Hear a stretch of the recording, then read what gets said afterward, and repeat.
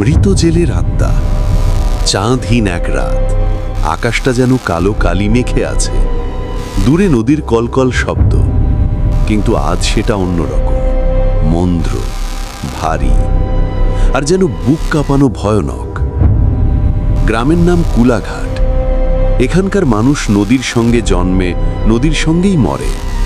কেউ মাছ ধরে, কেউ নৌকা চালায়, কেউ নদীতে নামার সাহস পায় না, কারণ বলে নদীটা অভিশপ্ত। এই অভিশাপের নাম বকুল জেলে। বকুল ছিল এই গ্রামের এক অদ্ভুত মানুষ। সারা রাত নদীতে মাছ ধরত, কারো সঙ্গে তেমন কথা বলতো না। সবাই বলতো বকুলের নৌকায় নাকি অন্য কেউ থাকে, এক ছায়া মূর্তি, যাকে কেউ চোখে দেখেনি, কিন্তু মাঝে মাঝে শুনতো ফিস ফিসে গলায় কথা বলছে। আজ অনেক মাছ ধরেছ বকুল?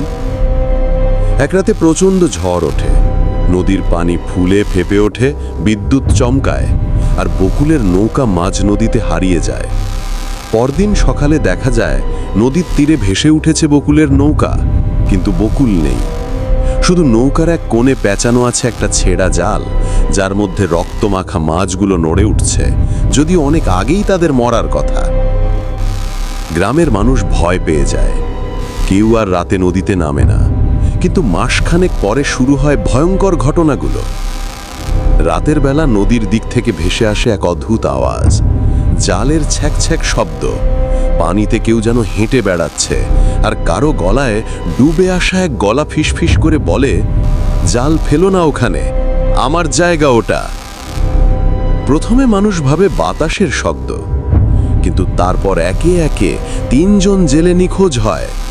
তাদের নৌকা ভেসে ওঠে ঠিক যেখানে বকুল ডুবে গিয়েছিল, জালে আবারও রক্তের দাগ। এক রাতে গ্রামের তরুণ রাজীব সাহস করে বেরোয়। তার দাদা ছিল সেই 3 জেলের একজন। সে চায় সত্যিটা জানতে। একটা লণ্ঠন হাতে নিয়ে সে নামে নদীর ঘাটে। বাতাস ভারী, আকাশে কুয়াশা ঘন, নদীর উপর যেন ধোঁয়া ভাসছে। রাজীব ধীরে ধীরে জাল ফেলল। কিছুক্ষণ পর টান লাগলো, ভারী কিছু আটকে গেছে। জোরে টান দিতেই জাল থেকে বেরিয়ে এলো একটা ঠান্ডা ভেজা হাত, মানুষের হাত, কিন্তু পচা। রাজীব চিৎকার করে পিছু হটল, কিন্তু নৌকা যেন নড়ল না। নদীর মাঝখান থেকে এক গলা ভেসে এলো, আমার জায়গায় জাল ফেলেছ।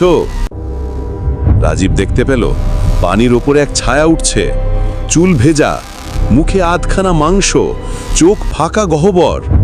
তারপর সেই গলা আবার বলল, তুমি জানো মৃতরাও মাছ ধরে, শুধু খাবারটা আলাদা। রাজীব আর চিৎকার করতে পারল না।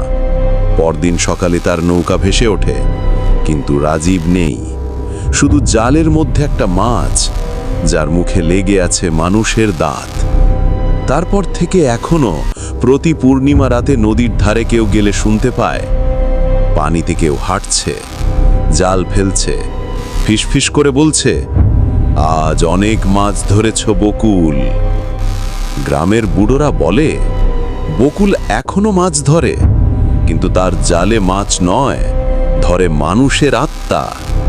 নদী যদি ডাকে, ফিরে তাকিও না, কারণ কখনো কখনো জলের নিচে যে টান দেয়, সে মাছ নয়, সে বকুল।